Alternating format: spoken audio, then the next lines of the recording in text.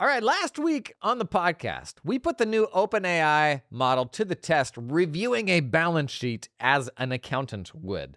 Can it identify the issues that I myself, a seasoned, enlightened accountant, human, also, by the way, for the most part, would identify the same things that I did? And wouldn't you know it, it absolutely did. It passed with flying colors. The new OpenAI model, which got me thinking, there's a whole bunch of models out there. We've got open source models that are actually better than closed source models at some things, models that you can run locally on your computer. Are there more models that are capable of reviewing our financial statements? And are there like specific contexts where it's like, well, it's good enough for this little thing, so let's use them here. And so today, which is a big old knockdown, drag out, all the biggest AI models out there, biggest, some small ones too that you can run locally. We're going to see how they all stack up, see if we can start offloading some of this like technical stuff like review work, a second set of eyes, like even a first review for a preparer. Can we offload some of this stuff to a large language model? Hot take, right? We're going to test it today. Come on in, let's see how it works.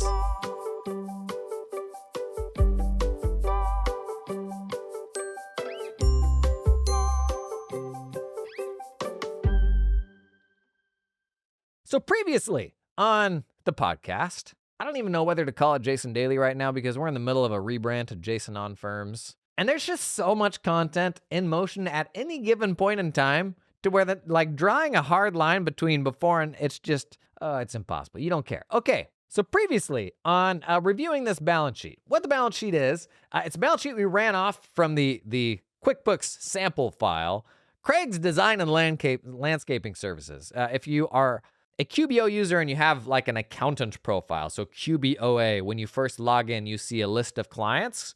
That's what you're seeing, then it's QBOA. From the top right, you can select the sample company file. And this is super, super useful for kicking the tires on AI stuff. If you're considering, is it capable of X, Y, or Z? This little sample company is a very small SMB, not a huge volume of data, which in my opinion for testing this sort of thing is the place to start. This is not going to be your e-com company with like 10,000 monthly transactions.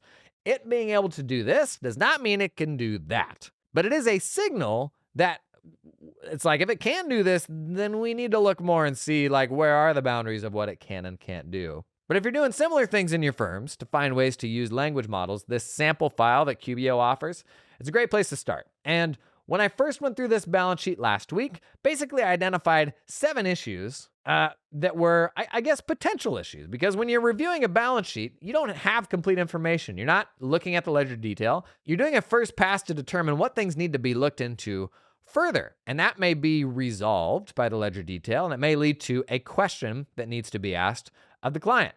And that kind of materiality, that judgment of knowing what's worth looking into and what isn't is kind of like a secret sauce of a thing that right now you kind of just learn with experience. It can certainly be accelerated by somebody helping you and mentoring you and all that stuff. But what's useful here is not just to see, does the language model identify technical errors? It is to see, how does it make that judgment? Because a huge part of being an accountant is when you make that judgment, when you're like, it doesn't matter, when it does matter.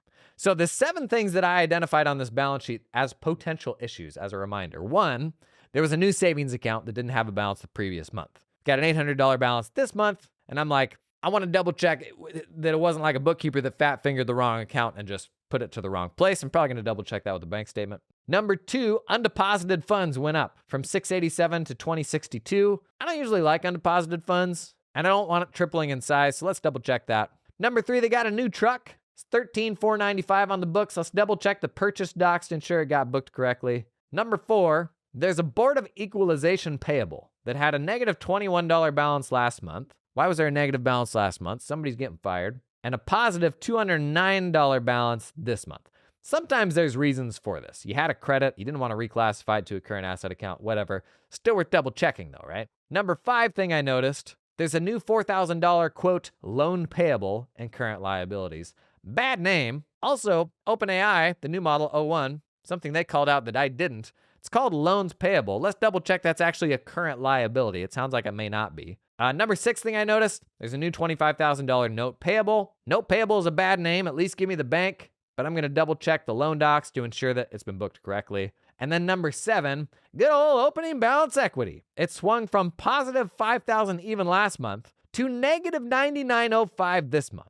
And what God's green professional accounting firm earth should we be seeing $15,000 swings in opening balance equity in a month-over-month set of books? That's unacceptable. Also, QuickBooks demo file, bro. You're better than that. This should be the pinnacle of properly done books. Actually, maybe not. Maybe it should be a hot mess, like representative of the books when an SMB owner actually does it, where you see things exactly like opening balance equity that's changing month over month. So maybe this actually is a good example. I identified those 7 things. The new OpenAI model identified 10 things, none of which were wrong, 7 of which were the things I identified. One was equity has a big negative balance. And I'm like, I don't care about that. I actually care about the underlying issue. And then the 2 other things it called out were fine, like totally valid things that I didn't call out. I wouldn't call them high risk things. It was like you have accounts on there with no amounts for those accounts on the report, like either zeros or nothing. And that was actually probably a good note. Like I don't, from a formatting standpoint, I don't like putting stuff on the balance sheet that doesn't need to be there. But all in all, the new model, which everybody has in ChatGPT, when you're talking with ChatGPT, at the top, there's a model selector. You can choose which model you're talking with. We used O1 Preview, which is the biggest new model available. The cool thing with this is it does more like deep thinking reasoning, which reduces hallucinations, makes it more likely you have a correct output, and it's better at thinking that requires several steps of thought, which maybe reviewing a balance sheet does. But what about all the other models out there? We've got big old models from Google. We've got models from Claude. We've also got smaller models, which are increasingly getting really good. And that's actually a big deal because small models we can run on local hardware, like your phone or your computer. Now, quick diatribe on running models locally, because oftentimes accountants jump to, I don't want to have to trust online security of anybody else. I just want to run it locally. I'll wait until the models are good enough to run locally on my machine. What I think the perpetual trap with this will be is the big models that are humongous and only capable of running efficiently on cloud hardware. Like, to be clear, the biggest language models out there, like the biggest Llama open source model, to run that locally on a Windows machine, if you could even get that to work, which I don't know that you could, with a massive graphics card, like a big gaming graphics card, you're maybe gonna generate a token or like a word or a part of a word per second. Like it's gonna be slow as heck. And that's why there's value in smaller models being more capable. And the smaller models are getting better and better because they'll run faster, they consume less energy, they save a bit of the rainforest, all that stuff. But the problem with sticking with the narrative that I'm just gonna hold out and wait until I can run language models locally because I just don't trust them. The problem with that is while the models you can run locally will continue to get better, so will the cloud models. And it'll continue pushing the boundaries of what they can do for you. So if last week we actually hit a point where large language models can perform a useful review of financial statements, we might have just reached that. That's a genuine possibility. If we did, then do I want to sit on my hands until it's good enough to run locally 12 to 18 months from now? Or do I want to use this for review? I can tell you from my standpoint, I want to use it for review, even though it's in the cloud. So yes, the local stuff will get better, but the cloud stuff's always going to be way ahead. And it's going to be really hard to resist that human urge of, well, geez, this other one's way better and I could use that even though it's cloud-based. It's going to be really hard to not adopt the kind of workflow advantages that can offer us. This episode is sponsored in part by LiveFlow. True story, was just shooting a Sunday YouTube video.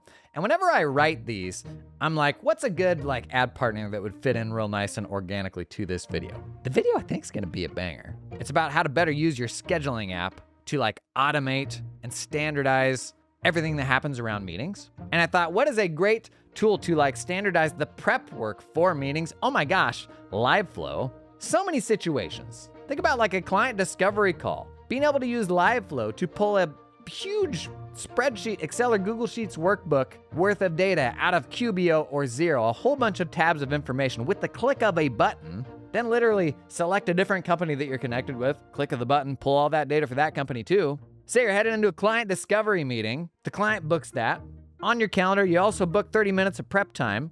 You pull all that data from their accounting file into a spreadsheet. You've got an easy way to review it all, go through it with them in the meeting. Another cool example, LifeFlow's got like over 100 templates of like different dashboards and advisory stuff. One of them is like a 4-week cash flow dashboard, like this big elaborate thing. You click the button, it pulls all the data from the accounting file. Let's say as one of my accounting packages, I do like weekly or monthly advisory calls with them.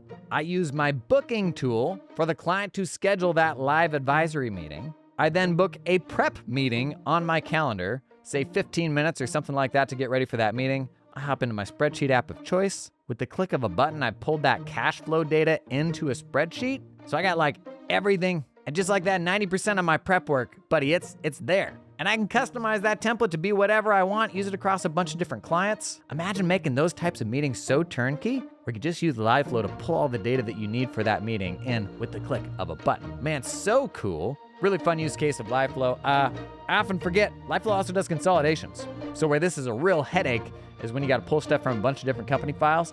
You can do that with a click of a button as well, even if they have different chart of accounts. Set up the mapping once. You could be heading into a big old board meeting with like a bunch of different companies involved. You can pull all the stuff that you need with a click of a button. Super cool. That's LifeFlow. To learn more, check out the link down in the show notes.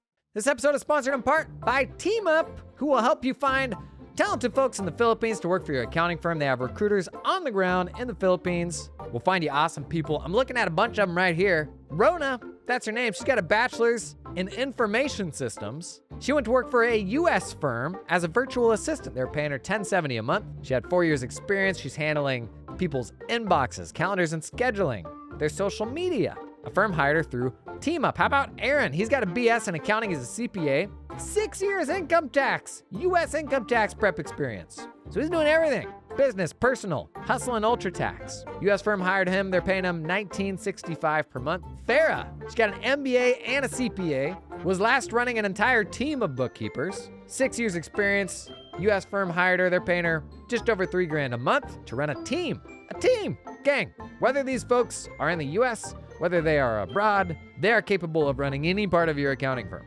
Particularly as a lot of firms are moving towards like kind of a relationship manager model where you have an onshore person that is managing the client relationship. That's really like the one blocker for some folks is they won't put offshore folks in direct contact with clients, though even that is kind of evolving. But our worldview around offshore work is oftentimes misshaped by the fact that menial tasks in other contexts, like support, will be delegated to, India or something like that. The reality is, these are super talented people that are capable of learning absolutely anything your onshore team is learning. And you've got Big Four firms, you got regional firms, you got all sorts of firms employing tens of thousands of people in the Philippines that are absolute experts at their craft. I shared before, my last 4 hires were in the Philippines in my firm. Completely changed the way we approach getting the work done, and that is again how I would build a new firm tomorrow.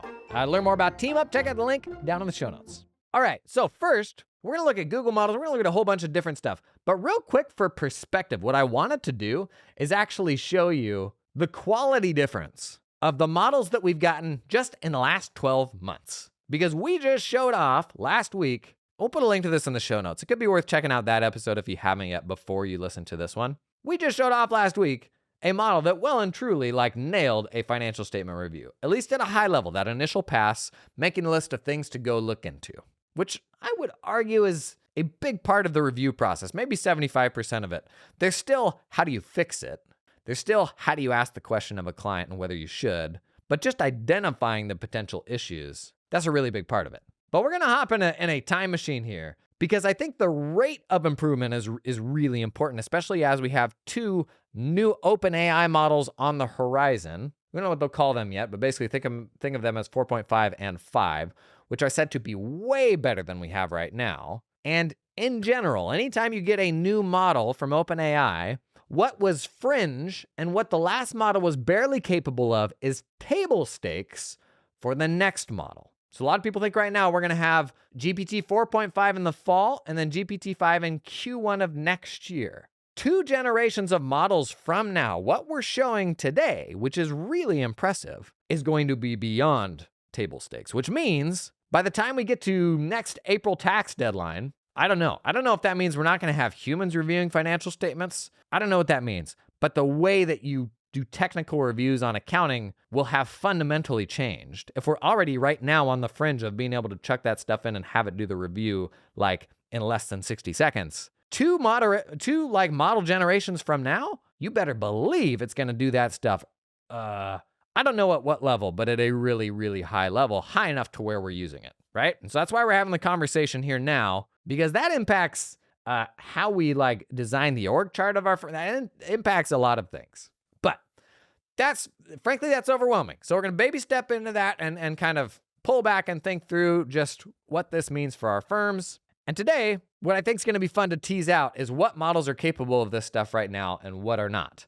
And could I even do it locally? And is that something that may be on the horizon? So looking just at OpenAI's models, I would say that o1, the new model, honestly nailed it. Pretty much perfect. What if we go back to the 4.0 model? And as we talked about last week, o1 is basically the 4.0 model, but with some reasoning built in. Like it has a conversation with itself to improve the quality of the output and reduce the likelihood of hallucinations and solve longer, more complex problems more comprehensively. Let's just go back one model though to 4.0. What was the best model in the world 2 weeks ago, and see how this does on the exact same balance sheet review test. So a reminder, the prompt that we're putting in here, and you can test this yourself. Here's the prompt. It says, here's a draft balance sheet. You're the accountant doing a technical review on the financials to ensure their correctness. Identify any items that may be incorrect, then provide a list of items that should be looked into further. I'm not interested in the insights about the company or its financial health. This is purely a technical review to ensure the accounting has been completed correctly. Only list items if there's probably an error. And then I copy paste the balance sheet in because you can't upload files to the new model yet. So I literally just select the balance sheet, and it's this big, ugly mass of text, but language models can make sense of that. So in the interest of fairness, while I could upload a PDF to the 4.0 model, I'm going to give it the text because that's the same thing that we did with the new model. So here's the response it gave. It identified 10 potential issues. The first potential issue identified by 4.0, the previous best model. Number one, total assets versus total liabilities and equity. It says the total assets, 17,558, should match the total liabilities and equity, 17,558, which is correct. However, ensure that each component within these totals is accurately calculated and categorized. That is an absolutely useless, hot garbage insight for me. It's saying that assets equal liabilities plus equity, which is great and how it should be, but you should make sure that each component has been calculated correct. That's your job, you numpty. That's a really bad insight. That's not good. Number two, savings account missing prior period balance. The savings account only has a balance for the current period, 800, but does not show a balance for the prior period. This could be an oversight or missing data if there was a balance sheet that should have been carried over. If there's a balance that should have been carried over. I'm realizing now one of the smart things that the other model did. In fact, let me flip back to that conversation and I'll show you what the newer model said about the same thing. Because it identified the same issue, but here's how it explained the issue. It said, introduction of savings account without prior balance. Remember, we're reviewing the current month's financials. Issue, a savings account with $800 appears in August, but not in July. Explanation, the new account should have an opening entry if it was opened during the period. Action, confirm the opening of the savings account and ensure the initial deposit and any transfers are recorded properly. Back to what 4.0 said. It says it doesn't show a balance for the previous period. This could be an oversight or missing data if there was a balance that should have carried over. No. That's not the issue. What the issue is we're reviewing the current month's financials. We already closed last month. The issue is, was there actually a new account or not? The issue is not, are we missing data from last month? The new model nailed that, right? The old model did not. It said you're missing data from last month. That's not what I would go and review. I would go and review the fact that there's actually a savings account now with an $800 balance. I would say that's 0 for 2. ChatGPT 4.0. And remember, this is telling us how big of a step we've gotten in the last 2 weeks and how LLMs can help accountants. Number 3, this is still from the last model, 4.0. Fixed assets truck. The truck's original cost is listed as $13,495 in the current period, but shows 0 in the prior period. If the truck was purchased in the current period, the balance should reflect the acquisition correctly with no previous entry. Confirm if depreciation or purchase entry is missing. Like confirm it wasn't missing last period. I'm going to give it half credit for that because it did call out that we should ensure that it was booked correctly. But when I see a new truck on the balance sheet, my mind doesn't go to, well, we better look to see if it should have been there last month. My mind goes to, why is it here this month, right? I'm going to give it half credit for that. Number 4, negative value in Board of Equalization's payable, prior period. The Board of Equalization payable shows a negative balance of $21.60 in the prior period. Liability should not typically show negative balances unless there's a creditor adjustment, which should be investigated for accuracy. That's a pretty good answer. Even weirder is that it went positive this month. I'll give it full credit for that one. Loan payable and other current liabilities. That's number 5. The loan payable amount, $4,000 is listed under current liabilities. Verify if it's current or should be split between current and long-term. It's also a net new loan. It doesn't say anything about reviewing the docs. I guess that's an okay answer. It also called out the new notes payable of $25,000. Confirm if this is current or long-term. That's a good answer. Equity balances. Oh, there's like 2 sub-items here. Opening balance equity. A significant change in opening balance equity from +5 to -9 suggests posting errors or adjustments were made. The other model's answer was much better because it elaborated and said the opening balancing equity is usually just a initial one-time thing. And it went as far as to say that it should be moved to retained earnings or a capital account. That was a much better answer from the new one. It also called out, this is the older model, the net income for the prior period is -127, but has an unusual balance that should be reviewed to ensure if it matches profit and loss statements. What is unusual about $127.93 net income balance? Oh, this is a good one. Number 8, consistency and accounting basis. The balance sheet is labeled cash basis, but ensure that all items, especially liabilities like credit cards and loans, are accounted for consistently under cash basis rules. Typically, these would not appear under pure cash basis. That is not correct. Okay, so this isn't very good. It has 2 more. Undeposited funds, that's a good call out. 10, missing retained earnings. The other model said that too. This is not usable, is my takeaway here. So it maybe got like half or third credit, whereas the new model, I think, nailed it, like 10 out of 10. So even just going back one model, frankly, it is not even close, which makes it laughable to go back further. So the newest model that we tested last week was the model 01 preview specifically. Gosh, these namings are awful. The previous best model we had from OpenAI was 4.0. The model before that was best was just 4, GPT-4. I just plopped that same prompt into GPT-4. Here's the response. So we're now 2 models back. Number 1, date. Friday, September 13, 2024 falls under cash basis. The date line should only consist of a single specific date. I don't even know what that means. Number 2, fixed assets truck. The balance sheet shows a sudden appearance of a truck as a fixed asset. There should be a depreciation expense. Maybe. Number 3, the current assets for the previous month, July, are higher than the current assets for the present month, August. This is not an error per se, but could be if there are no identifiable transactions leading to this reduction. You have all the amounts that make up the totals. This isn't good. Number 8, the net income under retained earnings has shown a sharp decrease from July to August. That's a symptom. Like that's not a specific technical error. I just want the technical errors. Not super impressive, and a few things that are just outright wrong. Let's go back one more generation to GPT 3.5. This is specifically GPT 3.5 Turbo, which is an improved version of what first came out with the original ChatGPT in November of 2022. So almost 2 years ago. Here are the insights it came back with. Number 1, the balance of the checking account seems low compared to the prior month. Verify if all transactions have been accurately recorded.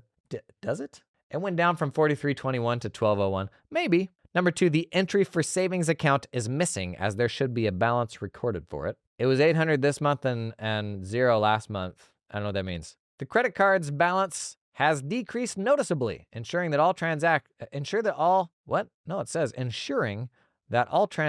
have been properly recorded. Credit card balance went from $158 to $123. I don't know that I'd sound the alarm over that. These are not great. They're also very concise and aren't particularly clear how you would remedy them. Today's episode is sponsored in part by Bookkeep, the tool that's gonna automate a whole bunch of your e-commerce accounting workflows. You know, apps like to get all up in your face and be like, come use me, Bookkeep.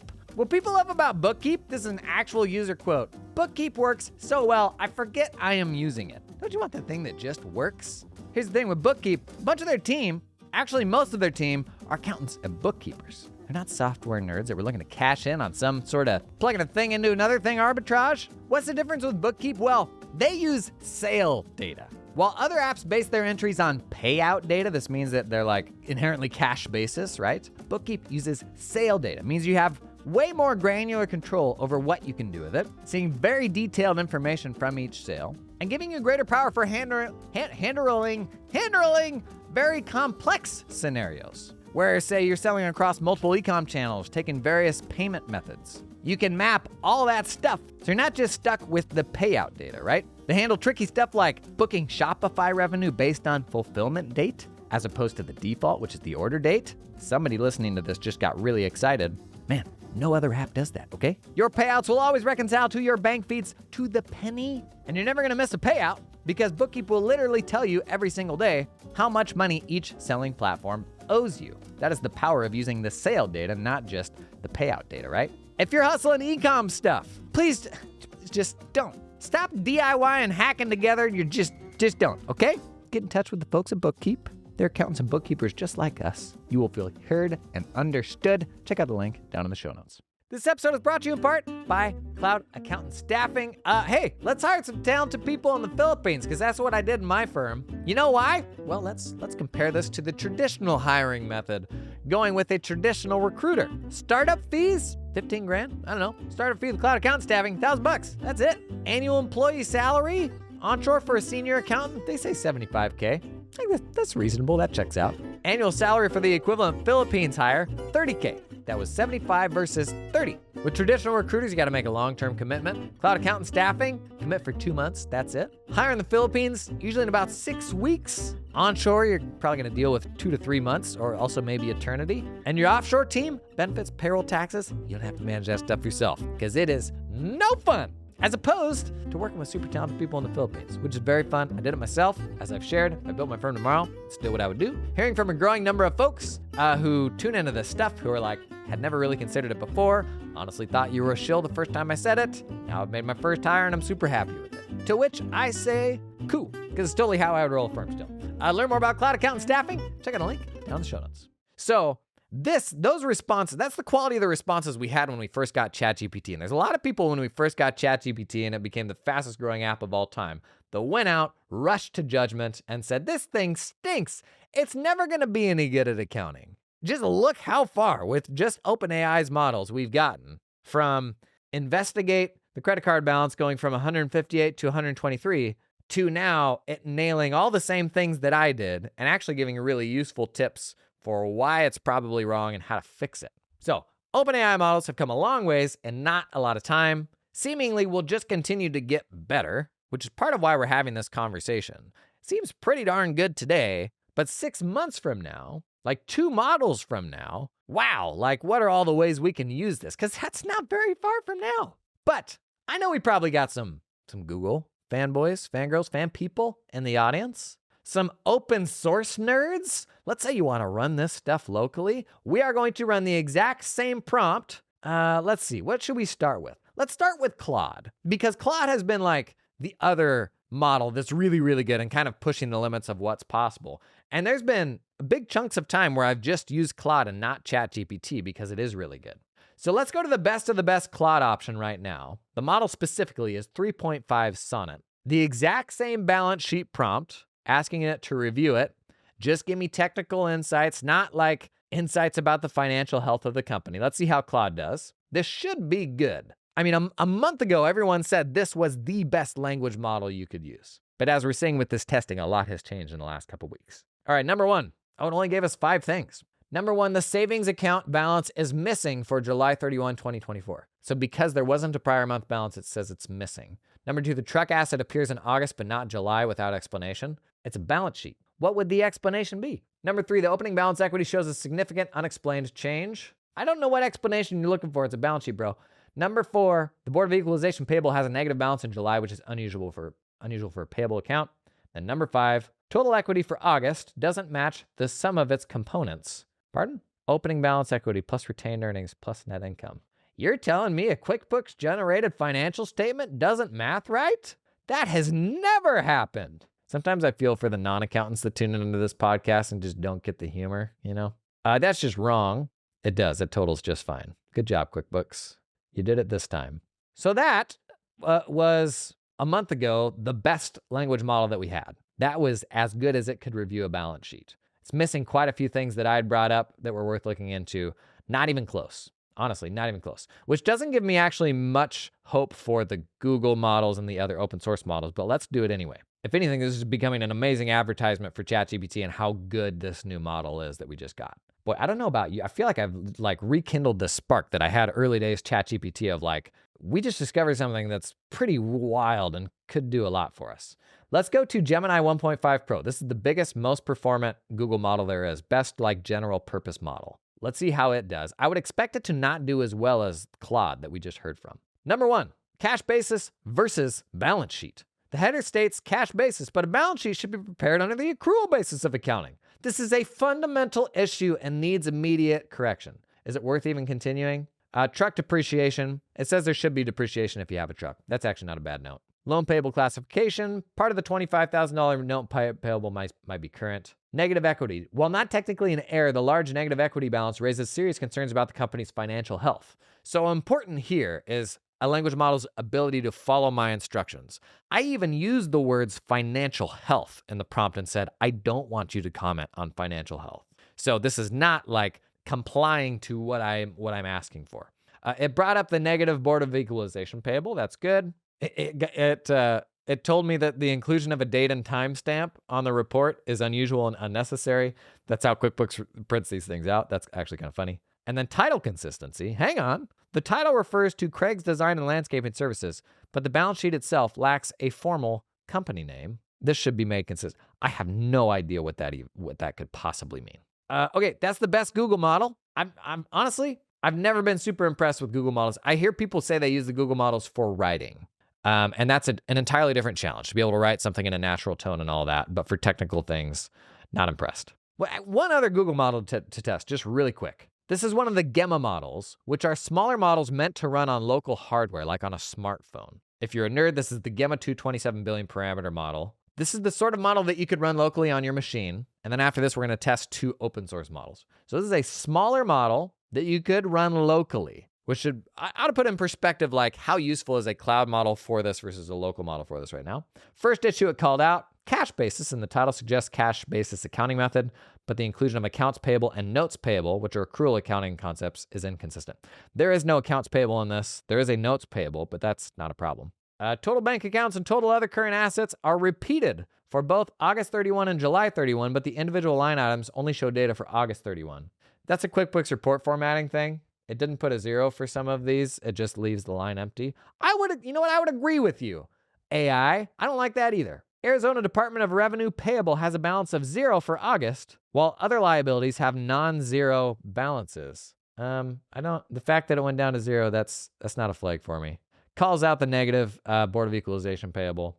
Loan payable is under other current liabilities, but lacks a maturity date. That's a weird thing to have on a balance sheet. The total liabilities and equity do not equal the total assets for both periods. That'd be a good note if it were the case, but they do equal. So that is a bad note. Okay, itty bitty model, didn't really do well there. 2 more models to test. The open source monsters, the biggest open source models you can get. First, we will test, it's called Mistral. We're testing Mistral Large 2. And until we got the Llama models from Facebook, these were the biggest and best open source models you could get your hands on. Let's see how this one does. First one calls out the Board of Equalization payable being negative. Good. Second, negative equity. The opening balance equity and total equity are negative. While not impossible, negative equity is unusual and should be investigated further. That's kind of your job. And number 3, cash basis but accruals present. The balance sheet is stated as being on cash basis but includes things like undeposited funds and loans payable, which are typically accrual-based accounts. That is not correct, sir. Date discrepancy. The balance sheet is dated as of October 31, but review date is September 13. That's the date that the report was printed. Ensure that all transactions up to August 31 are included. Not super impressive. Last one, let's try the latest Llama model, which is the best open source model now. 405 billion parameter model. You could not run this locally, you just couldn't. Even on the best Apple hardware, which is the best hardware for running language models locally, I don't think that you could actually run this. But for open source, let's see how close it gets. Number 1, the savings account balance has no comparative figure for the previous period. That's true, but it doesn't give me a suggestion for how I could confirm that. No accumulated depreciation recorded for the truck. Not a bad note. Calls out the negative Board of Equalization payable. It says the loan payable account has no comparative figure for the previous month. That's not a problem. The problem is it's a new thing, and we need to confirm that the new thing is correct. This is what actually GPT-4o was doing. It's saying something's wrong because there's nothing in the previous month, and that's not wrong. That's just something that we need to double check. The rest of these aren't bad, but it is a long, long way off the new OpenAI model. So how's this? Let's make a deal. Tomorrow, let's stop this faffing around and let's go deep on just how much the new OpenAI model can do. Can it actually follow through and say, review the general ledger detail and propose a resolution, how to fix it? Could it actually do that? Start with the top level things to look into, but then also do the next step, dig into it and say how to fix that issue or how to pose the question to a client even. That judgment is very important. Tune in tomorrow. We're going to dig into that. If it crushes it, boy, I feel like I got to shout that from the mountaintops because that feels like a big deal. But tune in tomorrow and we're going to see how it does. I'll see you there.